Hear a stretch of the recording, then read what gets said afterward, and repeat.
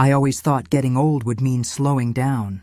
Maybe reading more, tending my garden, watching my daughter grow into the kind of woman her father and I raised her to be.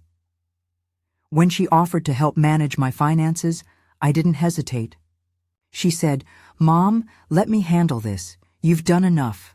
It sounded so loving, so natural. I handed over everything. My savings, my house accounts, even my retirement papers. And then, one morning, she was gone. No note, no call, no explanation. Just an empty house and a quiet that didn't feel like peace anymore.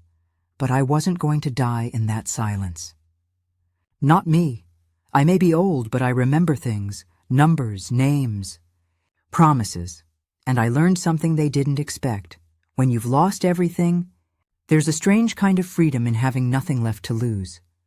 I remember the house being so quiet after my husband passed. It wasn't the kind of silence that brings peace. It was the kind that lingers in every corner, reminding you that someone isn't coming back. I'd spent 46 years married to the same man. Every morning had a rhythm. 2 mugs of coffee, a kiss before he left for work, and the sound of the front door closing. When he died, that rhythm stopped, and I didn't quite know what to do with all that stillness. Lydia started calling more around that time. My only daughter, my pride and joy, I used to call her my heartbeat in human form. She lived 2 states away with her boyfriend, Evan, but she checked in often, especially after the funeral. Her voice would come through the phone soft and worried. "Mom, you shouldn't be alone right now. You've always taken care of everyone else. It's time someone took care of you." At first, I brushed her off. "I'm fine, sweetheart," I'd say. "I've got the house, the garden, the church ladies. I'm keeping busy." But deep down, I was tired. Grief has a way of wearing you down, even when you're standing still. When Lydia suggested I move closer to her, I hesitated. She had a good job in the city, and I didn't want to be a burden. But she insisted. "Mom, it's not about burden. You raised me. Let me do something for you." Her voice sounded so earnest that it made me cry that night after hanging up. A month later, I sold the old house. It hurt to pack up those years. His books, his shirts that still smelled faintly of aftershave, the photos we'd never gotten around to framing. Lydia and Evan drove down to help. Evan was polite, if a little impatient. He was one of those men who liked things to be done his way. Efficient, clean, no small talk. Lydia was the opposite. Bright, affectionate, full of plans.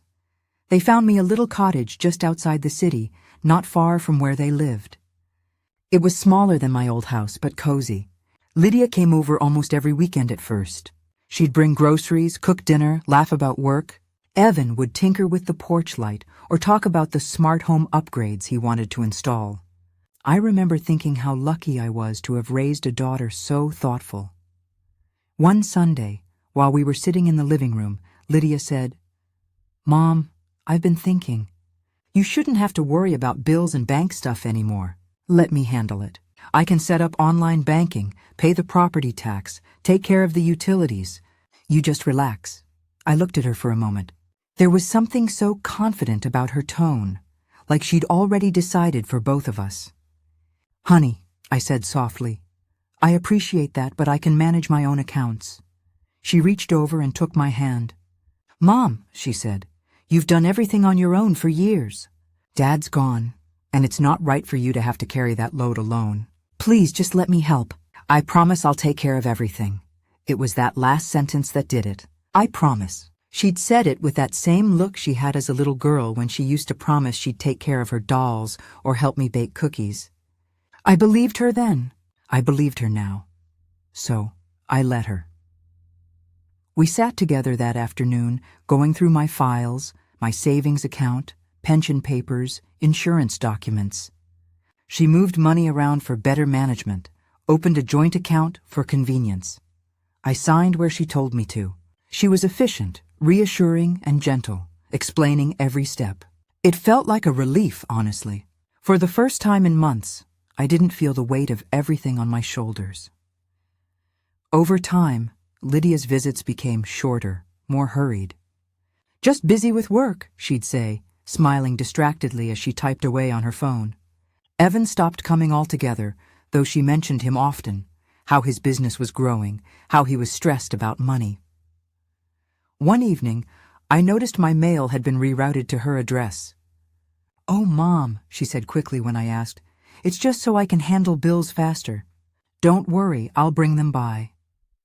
She said it so casually that it didn't even seem strange at the time. Months passed that way. The house grew quieter again, but not from grief this time, from distance. Lydia still called, but the tone had changed. There was always something she was managing, always something that needed her attention. One afternoon, I went to the grocery store. I had my list: bread, milk, tea, and the cookies I knew Lydia liked.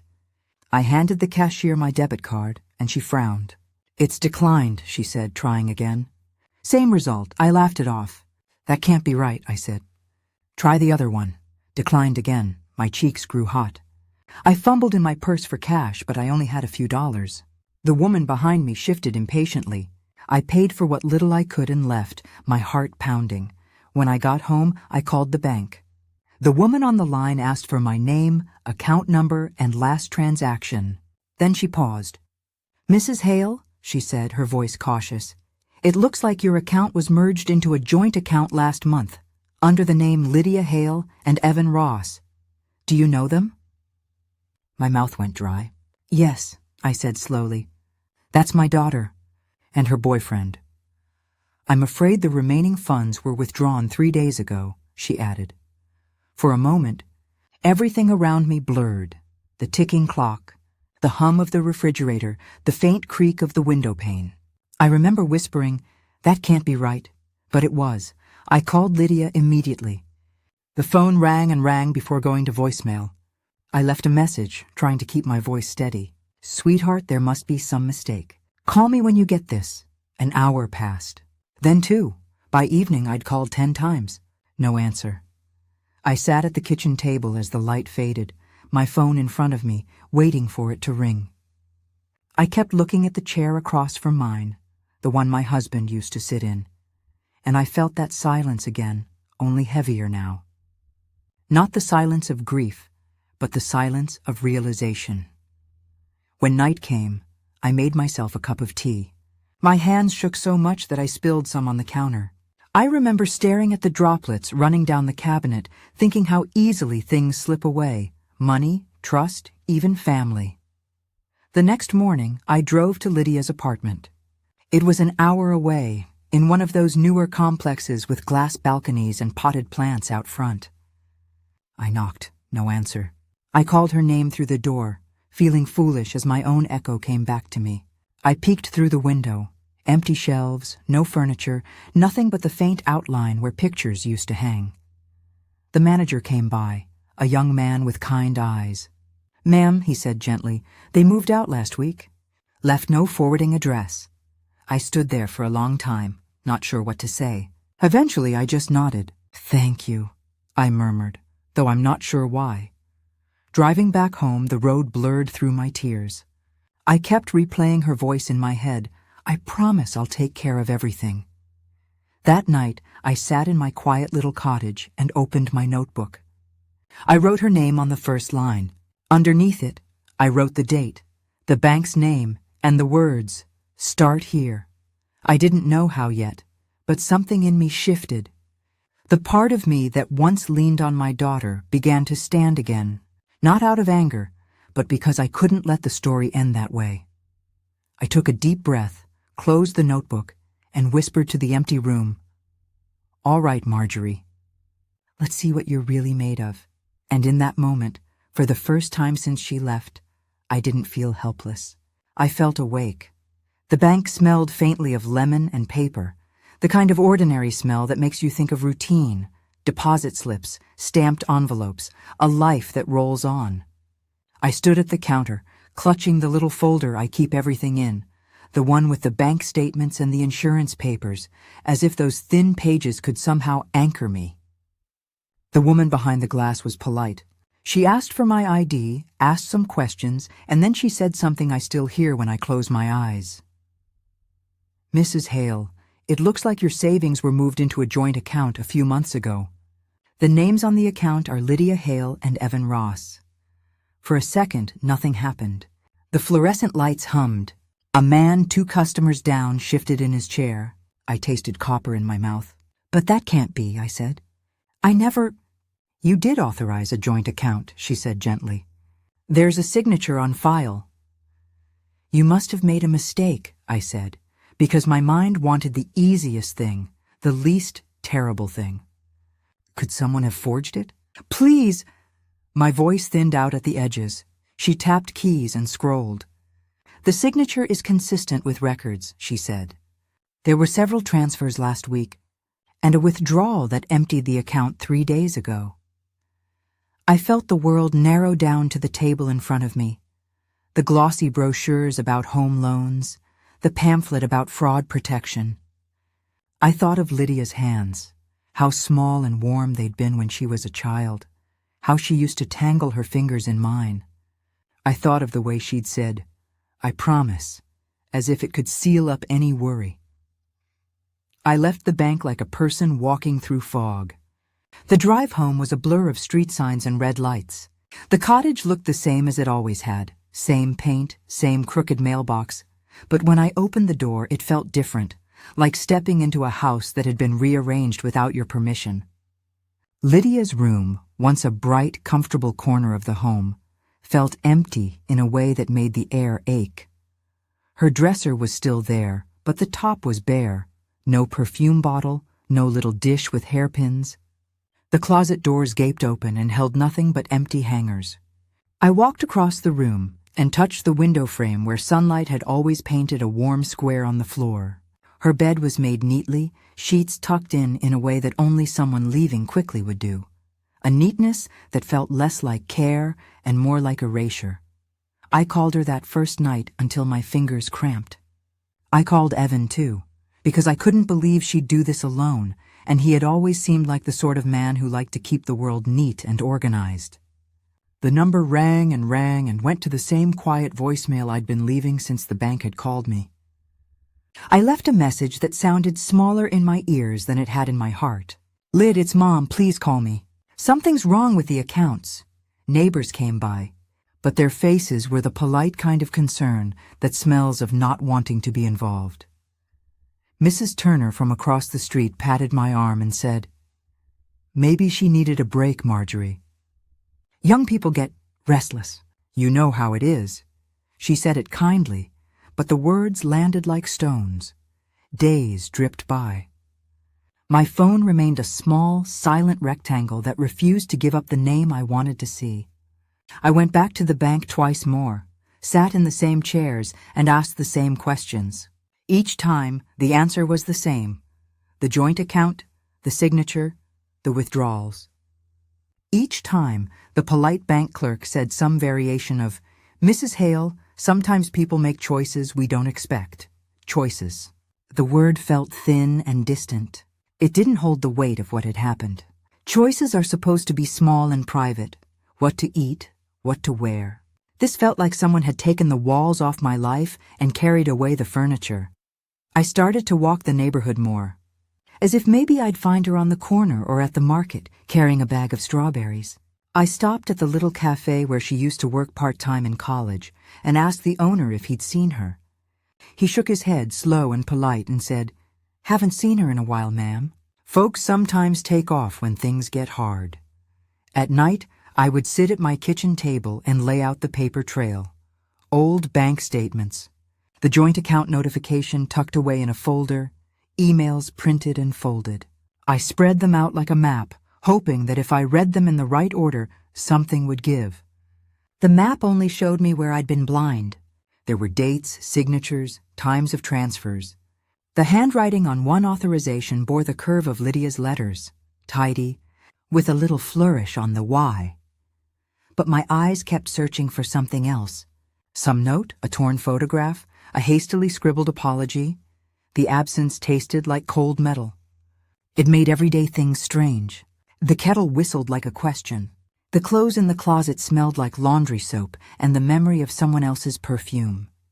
When the CNN Chiron scrolled by in the background, It was like a foreign language. I thought about confronting her, about walking into the office where she worked, about standing under whatever sky she stood under and asking her to look at me. But the image of her small young face as a child would rise and soften my thought. And I'd think, not yet. Maybe she's ashamed. Maybe she needed to run. Maybe I could coax her back with a letter. So I wrote. I wrote in small loops and careful sentences the way I used to when I taught kids how to write neatly. I wrote, Lydia, phone home. I wrote, I love you, and I'll wait until you are ready. I wrote, if anyone is hurting you, tell me. I folded the paper and left it on the table in the exact spot where she used to sit and read. I thought it would be a small lighthouse, a familiar place she might steer toward. The days passed, and the paper remained where I put it, as if the room understood the complete quiet. Some folks called and told me to go to the police to file a missing person report. I didn't want to make a spectacle. I wanted her back quietly, without long explanations, without news vans at the end of my street. But there was a stubborn thing about me I hadn't known before, perhaps born of grief and necessity, that wouldn't let me sit and wait without trying. I made a list, small and practical. Bank calls, done. Talk to neighbors, done. Check her friends, done. Her two closest friends said variations of the same thing. She seemed fine last month. She looked tired. I thought she needed a change. The phrases circled like moths around a porch light, earnest but not illuminating. One afternoon I walked into the little community center where I volunteer and sat on the bench that faces the garden.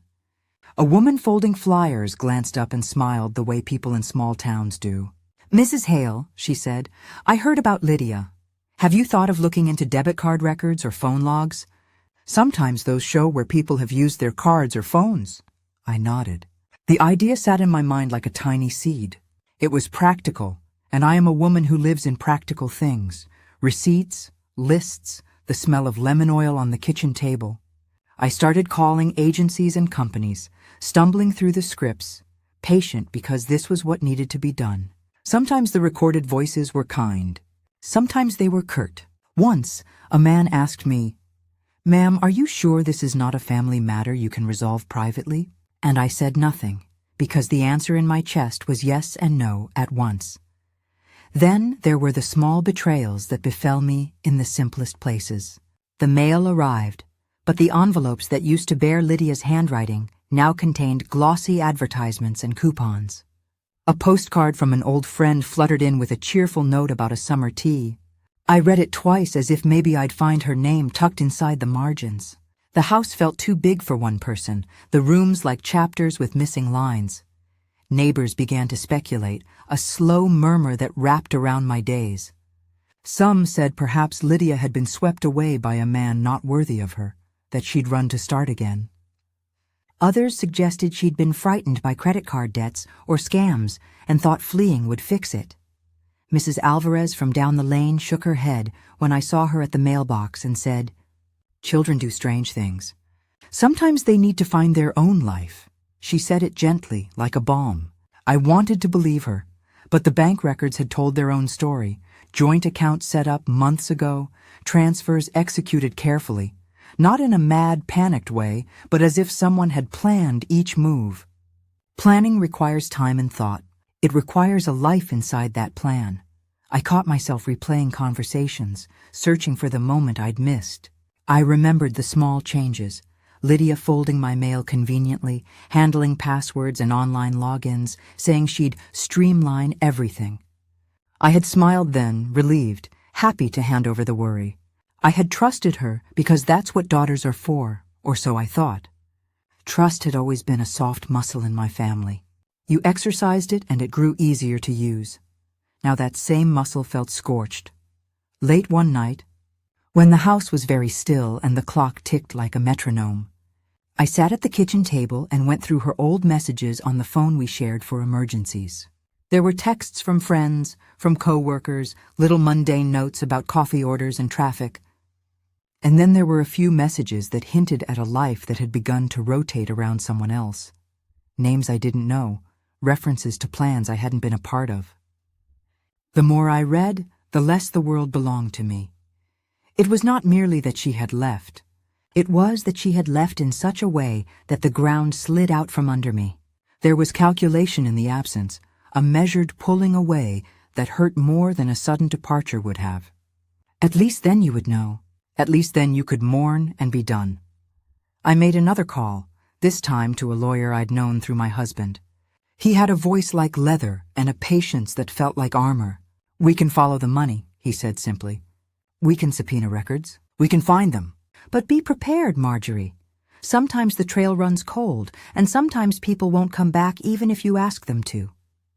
I listened to him as if I were writing his words down on a slate I could carry. The thought of legal papers felt large and foreign in my hands, but also precise and true. There was a shape forming now, not of vengeance, but of seeking, like someone looking for a lost photograph. I lay awake that night thinking of maps, not the ones in atlases, but personal maps of behavior and choices. I thought of the way Lydia had always loved to plan road trips, folding maps on the hood of the car and tracing routes with her finger. How strange that the map had become a tool for her leaving. The next morning I made a cup of tea, sharper than usual, and sat down to begin the steady work of chasing what had been taken. My hands no longer trembled as much when I sorted the papers, when I made lists, when I dialed numbers. The ache was still there, a constant undercurrent, but so was something else, a steady, quiet resolve that pushed me forward. I was not naive enough to think the path would be quick or easy. I knew there would be more empty rooms, more phone calls that went unanswered, and perhaps encounters that would sting. But the silence that had once felt like an accusation now felt like a challenge. Either you let it swallow you, or you let it teach you how to move again, and so I began to move. I remember the day I packed my last box.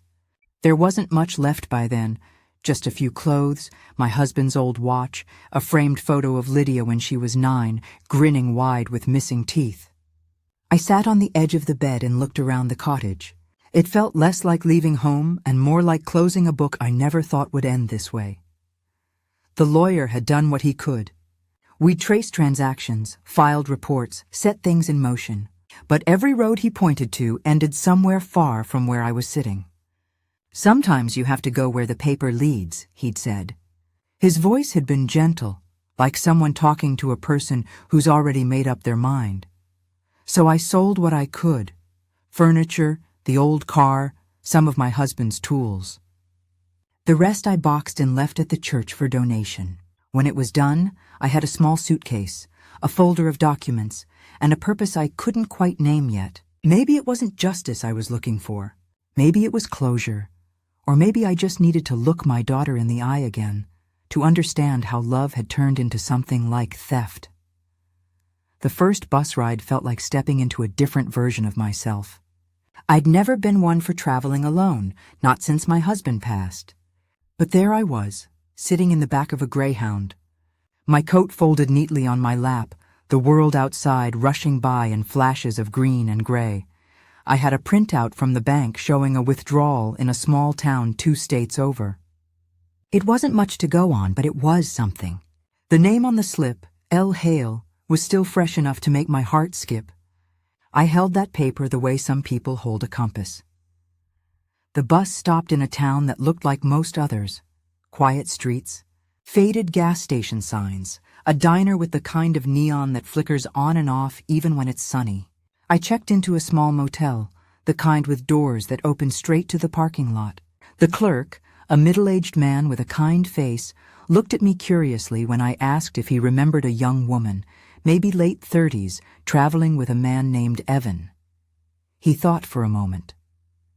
"Can't say I do," he said, "but there was a couple stayed here about 3 weeks back. Paid cash. She had that kind of restless look, like she wasn't staying long. That word, restless, hung in my mind long after I went back to my room. I wondered if that was what Lydia had become. Restless, untethered, always ready to move before anything could catch up. The next morning, I went to the diner. The waitress brought me coffee and asked if I was visiting family. I smiled faintly. "Something like that," I said. Her name tag said Rose. I liked her immediately. She reminded me of the women I used to work with back at the school, all sharp humor and soft hearts. When I showed her Lydia's photo, she frowned thoughtfully. Can't say for sure, but there was a woman looked a bit like her. Sat right where you are now. The guy she was with, tall, dark hair, kept checking his phone. They didn't talk much. She paused, then added, "She looked sad, though. Like she wanted to be somewhere else." I thanked her and left a big tip. That night, I wrote in my notebook the same one I'd started weeks before. Small town, diner, waitress, remembered her face. Looked sad. I wrote it down even though it hurt. Writing made it real, but it also made it manageable. The days started to blend together after that. One town to the next, one bus station to another. The world outside became a moving canvas, blurred lights, highways, the hum of strangers' conversations. I'd sit by the window and think about how many miles could fit between two people who once shared the same home, the same heartbeat. Sometimes in those long, quiet stretches between stops, I'd remember things about Lydia, how she used to hum when she cooked, how she'd steal my scarves in winter and pretend they were capes. I'd close my eyes and almost hear her laughter echo down the hallway of our old house. But memory is a tricky thing. It keeps you company and punishes you at the same time. In another town, I followed a lead from a hotel receipt. The manager there was a woman with silver hair and a sharp memory. When I showed her the photo, she nodded. Yes, I remember her. They were here maybe a month ago. Seemed like they were arguing. He did most of the talking. She did most of the staring out the window. I asked if Lydia seemed afraid. The woman hesitated before saying, "Not afraid, more like resigned." That word chilled me. Resigned. It's what happens when someone gives up without saying it out loud. I thanked the woman and went back outside. The sun was setting, washing the parking lot in gold and long shadows. For a moment, I let myself imagine Lydia standing there, suitcase in hand, watching the same sunset, wondering if she'd gone too far to come back. I never let anger take over, though it tried. It rose up sometimes, like when I realized how methodically she'd done it all, or when I thought about the years we'd spent building the savings she'd taken. But anger is loud, and I'd learned long ago that loud emotions don't get you far. Quiet ones, though. Quiet ones move mountains. Each bus stop brought me something small. A name, a town, a fragment of a story. I'd collect them carefully, like pieces of a puzzle that didn't quite fit yet. One night, in a motel room lit by the yellow glow of a single lamp, I spread everything out on the bed. Bank statements, receipts, printed maps. The trail stretched across 3 states now. I traced the route with my finger slowly, like reading a familiar story that still had missing pages. There was a moment, somewhere between exhaustion and realization, when I understood that this wasn't just about money anymore. It was about seeing her for who she'd become, even if it broke something in me to do it. On the 3rd week of traveling, I stopped in a town called Santa Mesa, small place, desert wind, the kind of sky that stretches forever. The bus dropped me off at a corner that smelled of hot asphalt and coffee. I walked to a cafe to rest my legs. Inside, a young man with freckles behind the counter poured me a cup. "Long ride?" he asked. "Feels like a lifetime," I said. We talked a bit. I showed him Lydia's picture, expecting the usual polite shake of the head. But he paused. "Yeah," he said slowly. "She came through here. Her and that guy. Stayed in town a couple nights. He bought a car from my cousin. Paid cash." That detail made something in me snap into focus. "Do you know where they went after?" I asked. He thought, scratching the side of his jaw. I think he said something about heading south, maybe New Mexico. Wanted to start over, whatever that means. I thanked him, but when I stepped back into the sunlight, I felt something shift. The road wasn't just leading me toward Lydia anymore. It was leading me toward myself, the version of me that didn't just endure, but acted. That night on the bus to New Mexico, I looked out at the dark desert and whispered a prayer I hadn't said in years. "Lord, let her be safe, and let me be strong." The landscape rolled by in silence, the kind of quiet that feels ancient. I realized then that even though I was chasing her, I wasn't doing it out of revenge. I wanted to understand, to make sense of the space between who she was and who she'd become. I arrived in Albuquerque just after dawn. The air was cool, dry, with a faint scent of dust and pine. I sat at a bus stop, my suitcase beside me, and watched the sun climb the horizon. For the first time in months, I didn't feel lost. I was exactly where I was supposed to be, somewhere between hurt and healing, between memory and discovery. I took out my notebook and wrote one line. Closer now. Then I closed it, looked out at the road and whispered, I'm coming, Lydia. I remember the morning I saw her for the first time, like it was pressed between 2 pages of my life, familiar but a little out of place. The cafe was small and sun-warmed, the kind of place where people leaned over coffee and conversations bent low. There were potted succulents on the windowsill and a chalkboard menu with the day's specials scrawled in cheerful handwriting. I chose a corner table that gave me a clear view of the counter and the door without being obvious. It felt kinder, somehow, to watch her from a distance than to burst in and demand an explanation. When Lydia came in, she moved the way people do when they're trying to be someone else. Her hair was shorter, tucked behind one ear. She laughed easily with a regular, steady sound that didn't match the tightness I remembered in times when things were strained between us. She wore a name tag, Maya, and moved with the practiced ease of someone who'd learned new lines and new habits. She bounced between tables, took orders, and at one point wiped a spill like she'd done it 1,000 times. The man she worked with, a lean fellow with a calm face and an apron, called her by that name, and she answered without missing a beat. My chest was full, but not in the way you'd expect.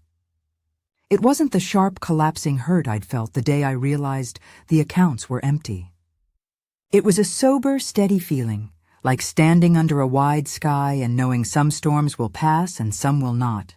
I drank my coffee slowly, savoring the ritual, watching her move from table to table. People smiled at her. She smiled back. To them, she was simply the friendly face of the cafe. To me, she was my daughter, the little girl who used to hide raisins in her pocket and bring me daisy chains. At one point, she paused by a table where 2 older women were chatting. They asked about the town and customers, and she nodded, answering with small talk. After she left, one of the women leaned toward her companion and said in a tone that was half admiration, half curiosity, "She's good at this, isn't she? Like she belongs here." I heard my own name in that sentence. Marjorie, the woman who raised her, and it felt like a distance measured in miles and in small kindnesses given to strangers. Time, in those moments, moved differently. When you are watching someone you love who has cut herself loose, every small gesture becomes heavy with meaning. The way she refilled the sugar shakers, the way she tucked a loose strand of hair behind her ear, the way she laughed with another employee about some private joke I could not share. She was alive in ways that had nothing to do with me, and that was the most painful thing of all. When she finally looked up and our eyes met, it was as if a glass had been lifted between us. Her face changed in a slow, precise way. Surprise, then a flash of fear, then the hurried smoothing over of emotion. For a beat, she seemed to gather all her practiced civility and paste it back on like a mask. Her smile faltered. She took a breath where she hadn't been taking one before. I put my cup down and let the steam curl into the air between us. I stood slowly, smoothing my skirt as if I were going to a small church meeting, something ordinary and certain. People glanced over when I crossed the room, but no one made a scene. That was what I had hoped for. No spectacle, no raised voices, no one to film a family unraveling on social media. I wanted a conversation, one person to another, with the quiet dignity of 2 people who had once shared a life. She looked at me, and for a moment I saw everything in her face. The girl who learned to read by my lamp, the teenager who argued with me about politics, the young mother who called from the hospital after her first son was born. And layered over that was this new skin, someone who had learned to call herself Maya, someone who had adopted new rhythms. Her mouth trembled slightly, and I could tell she was looking for a way to say the words she'd been avoiding. I could tell she'd rehearsed this too, how to be casual, how to smile without breaking. "You forgot something, dear," I said. It was a simple sentence. I did not yell. I did not accuse. I let the weight of it do the work. There are times when a soft voice carries more weight than a shout. I'd learned that from years of counseling children who had been frightened into silence. Sometimes the truth lands hardest when it's spoken with calm. Her face drained of color. I saw the moment her eyes moved past me to the apron she wore, to the register behind her where neat stacks of receipts lay. She stepped back as if an invisible hand had shoved her. For a second she seemed to shrink inside herself. "Mom," she said, and the word was all the accusation and apology mixed together. "What are you doing here?" "You left me something as well," I said. "You left me the dust of your rooms and the echo of your laugh, and you left the house you promised to look after." I kept my voice even. Keeping my voice even was the only way I could hear myself think, and by thinking, I kept control. She blinked, and suddenly the mask slipped. I saw the thickness behind her eyes, the tiredness and the tightness, and the kind of guilt that raises a small furrow between the brows. "Marjorie, she began, and then stopped. The man behind the counter had gone quiet, sensing what he had not paid for. Two customers shifted in their chairs, uncomfortable like fish in shallow water. Lydia, Maya, swallowed and forced a smile that didn't reach her eyes. "It's complicated," she said. "Complicated," I echoed, because it was the word people use when they don't want to say the truth. "You set up a joint account. You emptied my savings. You packed your life like luggage and left an empty house." She flinched at the words, like someone touching a bruise. "I thought," she started. "You thought you were helping," I said softly. "You thought you were doing the right thing. You thought you could run with what you needed and leave me with what I didn't. But running away does not make things right." My voice did not rise. It simply lived in the room like a presence. There was a pause, long enough for the hum of the refrigerator to feel loud. She turned her face away for a moment and stared at the floor as if the cracks might spell out an apology. Then she looked back at me, and the bravado was gone. What remained was a small, frightened woman who suddenly looked my age when the light hit the fine lines at her eyes. "I'm sorry," she said, and the word was thin and immediate. "Mom, I'm sorry. We needed, Evan needed." Her voice broke. "I didn't mean to." "You didn't mean to?" I asked, and I was not angry, only very tired. "You broke your promise, Lydia. You promised." The syllables were soft. Promises in my world had weight. We taught children that each promise is like a brick. You build a house with them. She sat down on a low stool, her hands twisting in the hem of her shirt. She told me then, in scraps and halting sentences, things I'd suspected and feared. Money pressures, Evan's insistence that they start fresh. Small lies at first, little fudges on the accounts that snowballed into bigger moves. She spoke of fear, of a feeling that the life she'd built was too small, and that maybe, if she could just get away, everything would be different. Listening to her, I felt the familiar tug between mother and the woman her child had become. There was sadness and an ache that settled in my chest, but also a clarity I hadn't felt in months. This was not the naive act of a runaway child. It was planning, careful moves made until the house of our life had a hole in it where our savings used to be. "What do you want now?" I asked when she paused. The question was quiet but urgent. I was not asking for some grand confession. I wanted to know if she understood the shape of what she had done. She looked at me as if seeing me anew, like a stranger who suddenly recognized the horizon she had left. "I don't know," she said, and it was honest and small. I wanted to start over. I thought if I left, if I had some space, maybe Evan and I could make things work. I didn't know it would be like this." "You didn't think," I repeated. It was not a judgment as much as a recognition of the gulf between intention and consequence. People make choices from where they stand, and sometimes they do not see the people they step over in the process. We sat in the silence that followed. Two people who had shared a life and now had to measure the distance between one another. Customers came and went. The clink of cups and the thud of a newspaper folding back into place, acting like the world's small insistence that life moves forward.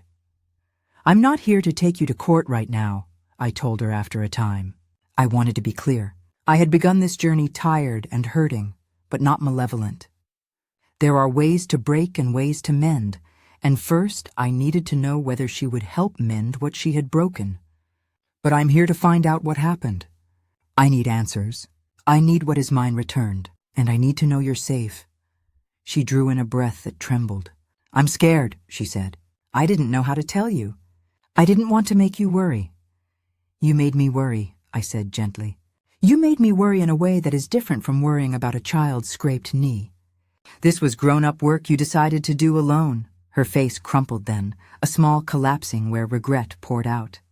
"I'll fix it," she promised, and I could hear the echo of the child who promised to take care of her dolls. But promises had become brittle in my mouth. I had heard that voice before. "I don't know if promises are enough," I said. "But this is where we start. You will help me trace what you did. You'll tell me who was involved. You'll work with me and the lawyer. If there is shame to own, we will own it together. If there is restitution to be done, we will do it." She nodded, tearful and small, and I thought of all the nights I had spent reading to her, teaching her to string words into sentences, showing her how to be accountable.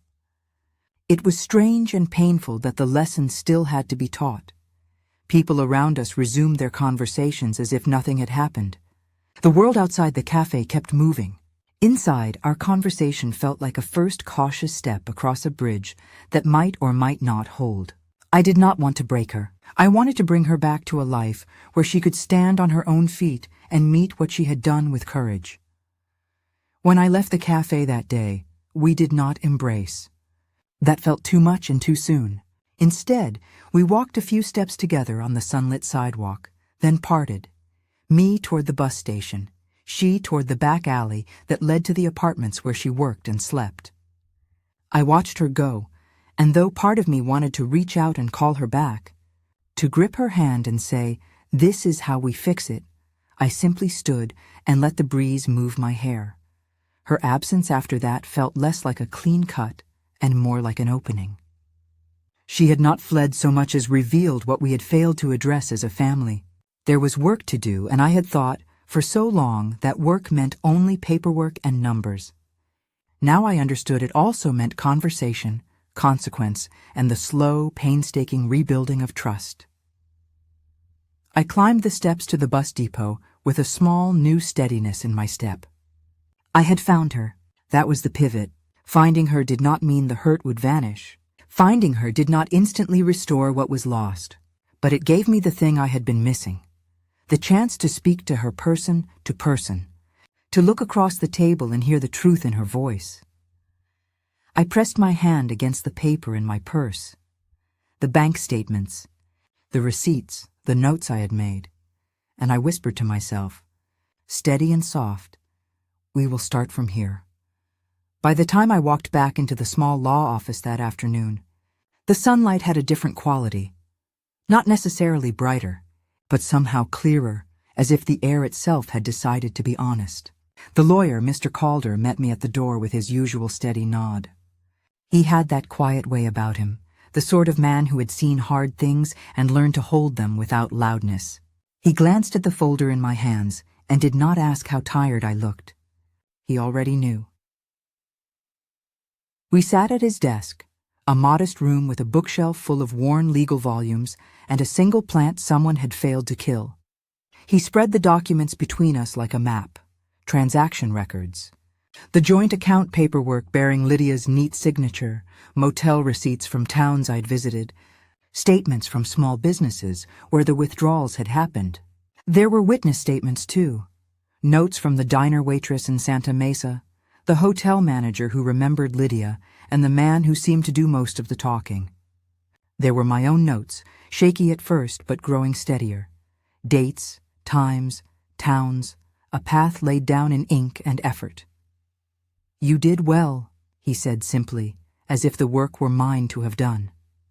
I felt a little ridiculous at being praised for what I'd called simply not giving up, but his words settled on me like a blanket. Sometimes validation is practical. It helps you keep going. He drafted a letter first, formal, tidy, the thing that would make the world of paperwork listen. It was a demand for restitution, a request that the joint account be frozen and the balance returned pending investigation. He told me we could file criminal charges for fraud if the evidence supported it, and he explained the difference between civil remedies and criminal consequences the way a teacher explains spelling rules to a child. I liked that. I wanted simple clarity. Life had been too full of vague evasions lately. We sent certified letters. We filled forms. We spoke to a detective in a small office that smelled of coffee and dust. He took my statements with patience and the occasional look that said he'd seen similar things before. There were moments of frustration, banks that required more verification, agencies that took days to respond, but the steady work continued. Each phone call felt like pushing a small pebble up a hill. It was tedious and exacting and required a certain kind of stubbornness I did not know I had. A few weeks later, I got a call from Mr. Calder that felt like the creak before a door opens. "We have a hold," he said. "They've frozen the joint account and initial funds have been located." I remember the way his voice seemed almost careful, aware that relief could be cruel if handed too fast. I left the office that day walking on a kind of thin air. It wasn't the end, but it was proof that the path I had been walking had weight. There were hearings, small, efficient proceedings where the law did its patient work. Lydia would not be present at first. The paperwork named her. The detective wrote reports. Statements were notarized. One afternoon, a woman at the bank called to say that some of the money had been recovered. There's a peculiar sound to that kind of joy. Not the whoop of victory, but a soft intake of breath, as if a long-held tension is released. I remember sitting at my kitchen table and watching sunlight fall across the paper like some quiet benediction. When Lydia did appear before a magistrate, it was not dramatic. She came with the man I'd learned was Evan, looking smaller than in the photos I'd seen, less certain. He had that kind of brittle confidence that seems to crack when light hits it. They stood at the back of the courtroom like two people who had been photographed walking away and then asked to face the camera again. The officer read the charges in a voice that made them sound inevitable. Theft by deception, unlawful taking, things that had legal names now, names that matched the ache I'd carried. I watched her then and felt a storm of things, grief, disappointment, a complicated compassion. The judge asked a few questions, the lawyer asked for restitution, and a date was set for a hearing on repayment. There were mediations where facts were read aloud and small, careful admissions were made. Lydia signed some papers in the presence of her counsel. Whether she did so willingly or under duress, I could not say with any certainty. There were apologies, too, a couple of times, offered in tones that sounded younger than the weight of their meaning. When some money came back, it returned through an account that had been frozen and through bank processes that felt both bureaucratic and miraculous. It arrived as a number on a statement at first, then as checks, then finally as a small direct deposit to my account. I sat with the email that confirmed the transfer and pressed my hand over my mouth because the emotion that rose up was not a single thing. It was relief, yes, but also a fierce, quiet sorrow for the trust broken, for the time lost, for the nights I had spent worrying. I hadn't been doing this to get money so much as to restore the framework of my life. People asked me later if I was satisfied, if getting the funds back erased the sting. It didn't. Money, I realized, is both concrete and symbolic. Yes, it paid the bills that had become unmanageable, and yes, it meant I could breathe without counting pennies at the grocery store. But the larger repair was not financial. The larger repair was a homecoming of sorts for my sense of agency. To recover what was taken felt like reclaiming a small piece of my identity that had been pawned off for convenience. When the legal work finally wound down, I remember walking through my cottage and letting my fingers touch the furniture, the walls, the little nicks that told the story of years lived. I'd left this room feeling like a stranger to myself. Now I felt the familiar returning, like a warm hand laid back on my shoulder. The work had not been about humiliation or vindication. I did it because my life deserved the care I'd once given to others. I did it because I wanted to be able to sleep without waking to cold panic. I did it because the simple dignity of being able to manage my affairs belonged to me. Lydia's penalty, whatever it would be, was not something I celebrated. I remember standing outside the courthouse after one of the hearings and feeling a strange sort of tenderness for someone who had once been a child curled on my lap. Justice, in the legal sense, took its course. There were restitution plans and community service considerations and, depending on the judge's decision, possible restrictions that would make it harder for her to simply slip away again. Those consequences were necessary, not cruel, a structure to hold someone accountable so they might rebuild themselves honestly. When people asked if I felt vindictive, I would say no. There is a narrow line between vindictiveness and accountability. One shouts and breaks. The other is steady and insists on repair. I wanted repair. I wanted to know that the path she'd taken couldn't be trodden by another unsuspecting person. I wanted to make sure that someone who used the cloak of familial trust didn't find it an easy crime to commit. There were hours, too many hours, when doubt crept in. Had I been too soft, too trusting? Had I taught her in some unintentional way that convenience outranks honesty? I thought about the small lessons we teach our children that ripple long after the words are said. I had often told her, with the gentle force of a teacher, that integrity is a habit, one you practice daily. It was a lesson I wanted not to fail now. In the quiet evenings after the hearings, I began to turn outward.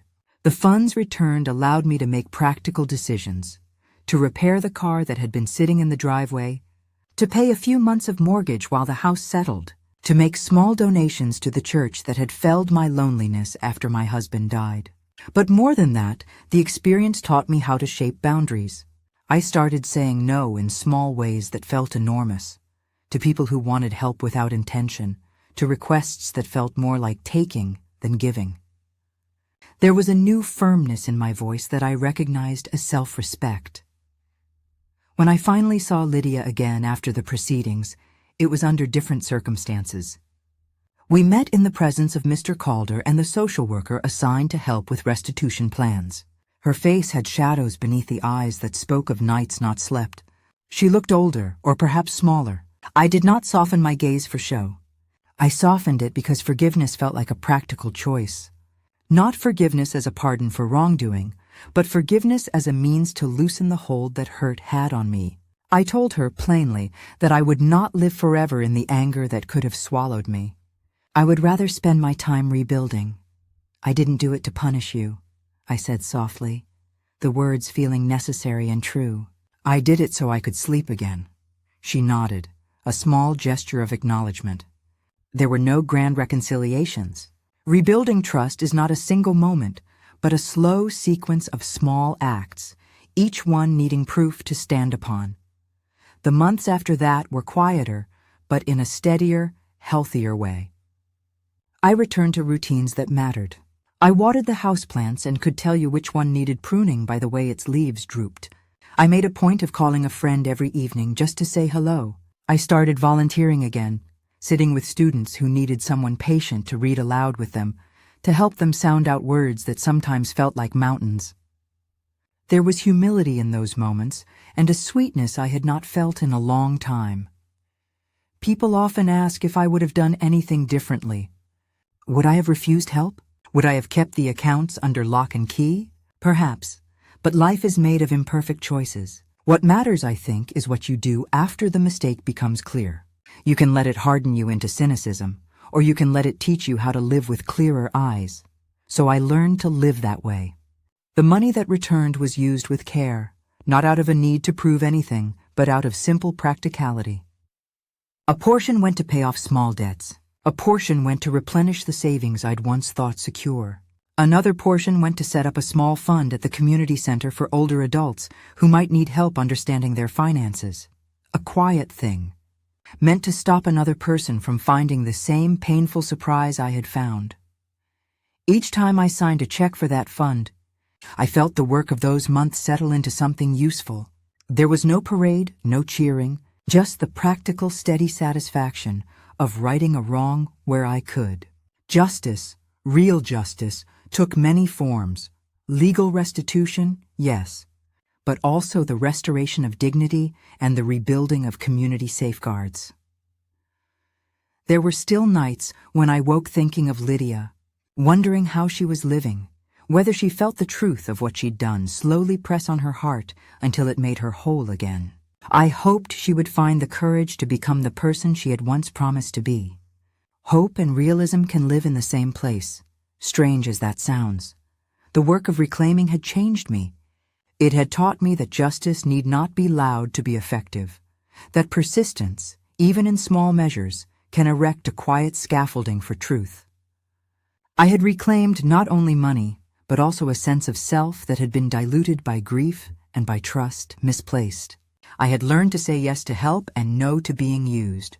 And somewhere in that steady rebuilding, a softer thing returned, a capacity to sleep at night without the cold clutch of panic. There was still the matter of forgiveness and of what that word meant for the rest of my life. I had been honest with Lydia about what I needed from her: restitution, honesty, participation in the rebuilding, and she had responded in the only way she could, halting and imperfect. I knew the road ahead would be long, but when I closed my eyes at night now, the shape of my life felt whole enough to dream again. The next step, I thought as I folded the final receipt into the folder and slid it into the drawer, would be not only to restore what I lost, but to begin building towards something I could give back, a small lesson learned made into action for others. The house I live in now is small, just 2 bedrooms and a sunroom that faces the sea. But it feels big enough for everything I need. When I open the curtains in the morning, the light spills across the wooden floor in a way that makes it hard to believe this little place was ever empty. The ocean hums beyond the dunes, steady and sure, a sound that has become a kind of companion. It's funny how silence used to feel like loneliness, but now it feels like peace. After everything that happened, I didn't think I'd ever find a place that felt like home again. Not after the papers, the hearings, the exhaustion of rebuilding. But sometimes life gives you something smaller than what you had before, and in that smallness, you find freedom. I found this house by accident, or maybe by grace. A friend from the community center told me about it. A quiet place near the water, she'd said. When I saw the chipped paint on the shutters and the wildflowers growing stubbornly through the fence, I knew it was meant for me. It wasn't perfect, but neither was I anymore, and maybe that's why it fits so well. My days are slower now, and I think that's what makes them richer. I spend mornings at the literacy center in town. It's not far, just a 10-minute walk past the boardwalk and a row of small shops that always smell like salt and coffee. The center is nothing fancy, just a few rooms lined with books, posters about financial safety, and a stack of reading glasses that visitors borrow when they forget theirs. When I first started volunteering there, I thought I'd only stay a few weeks, help organize materials, maybe teach a class or 2. But then I met people like myself, retirees, widows, veterans, all trying to navigate papers they didn't understand. Some brought letters from banks or landlords. Others brought credit card statements or contracts that made them uneasy. They'd say, "I'm not good with this stuff." And I'd smile and tell them, "You're better than you think. You just need to know what to look for." We'd sit together over a cup of tea, and I'd explain the fine print line by line, circling words that hid too much and underlining the ones that mattered. Sometimes they'd sigh with relief when they realized they hadn't signed away as much as they feared. Other times they'd cry quietly, not from the numbers on the page, but from the feeling of being seen, of being helped without judgment. And in those moments, I'd remember what it felt like to be on the other side of the table, holding a document that changed everything. I'd remember the fear, and I'd remember how someone once sat across from me, patient and kind, guiding me back to solid ground. That's the thing about pain. If you let it, it teaches you how to reach for someone else. After the morning sessions, I walk home along the path by the dunes. The sea breeze catches my scarf and the air smells faintly of salt and pine. I sometimes stop at the bench near the cliff edge, where the view stretches wide. The kind of view that makes you realize how small your troubles are in the vastness of things. The waves crash and recede like time itself, endless and forgiving. My garden has become my quiet joy. I spend afternoons there with my gloves on, knees in the dirt, coaxing color from the soil. The marigolds and daisies grow wild near the fence, and the lavender by the porch hums with bees when the sun is high. It's not a manicured garden.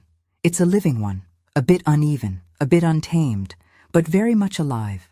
I planted it with the same intention I used to rebuild my life: patience, care, and acceptance that beauty often grows from what's been disturbed. Sometimes, in the cool of the evening, I sit on the porch with a mug of tea and think about Lydia. We speak every few weeks now, short phone calls at first, careful and awkward. There's still a distance between us, but it's no longer filled with anger. Just understanding.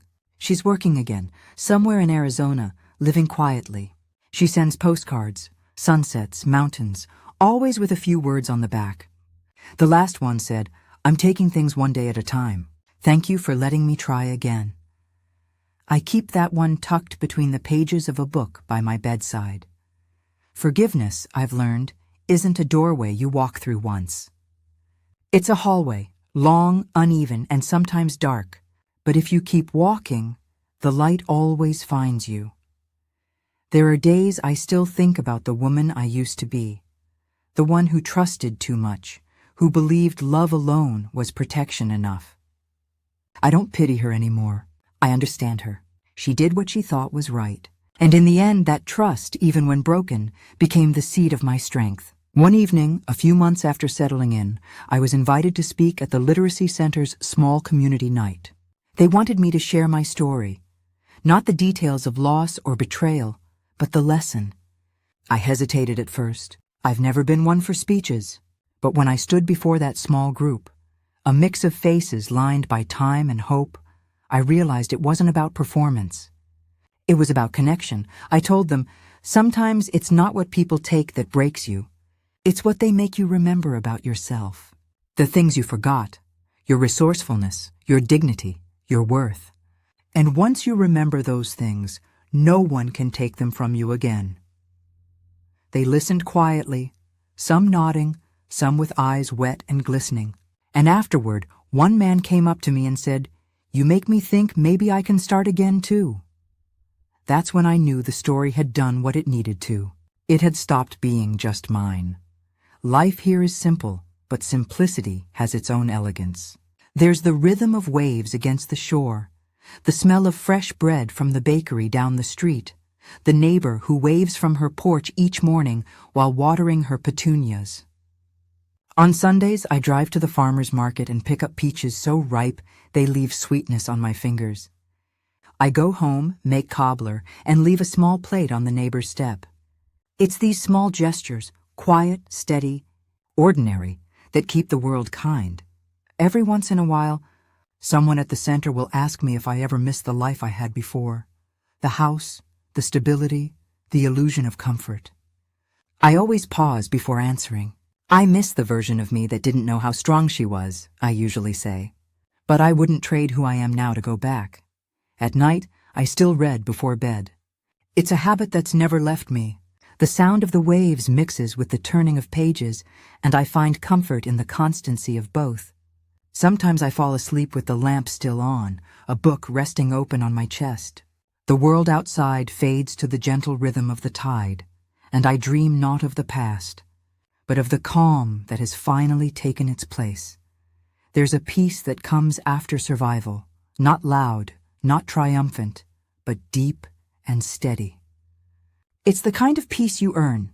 I used to think my story was about loss and betrayal. Now I see it was about rediscovery, about remembering the parts of me that had gone quiet, the teacher, the mother, the woman who knew how to build something from scratch.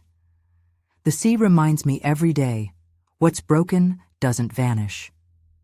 It transforms. The waves pull back, gather strength, and return again, always reshaping the shore, always rewriting the line where land and water meet. I suppose we're all like that, shaped by the tides, softened by time, made whole by movement. I sometimes think back to that first night I realized Lydia was gone, the quiet of the house, the disbelief, the emptiness. And then I look around this little home by the coast, the plants by the window, the books stacked beside my chair, the morning light dancing on the wall, and I smile. I may have lost money, time, and trust, but I found something worth more than all of it. I found myself again. And if you're listening to this, maybe sitting in your own quiet space, holding your own story of disappointment or loss, I want you to know something. You are not what was taken from you. You are what remains. And what remains can grow again, beautifully, stubbornly, endlessly. So as I sit here now, watching the sun dip into the water, I think about how the horizon never really ends. It just keeps going, out of sight, but always there. That's how I see my life now, not broken. Just stretching forward into whatever comes next. Sometimes it's not what they take that breaks you. It's what they make you remember about yourself. And once you remember who you are, no one can take that again. Soft pause. If you felt something in this story, if it reminded you of strength you forgot you had, I hope you'll share it. Leave a kind thought below. Pass it along to someone who needs a little hope today. And remember, you're stronger than you think. Thank you for listening.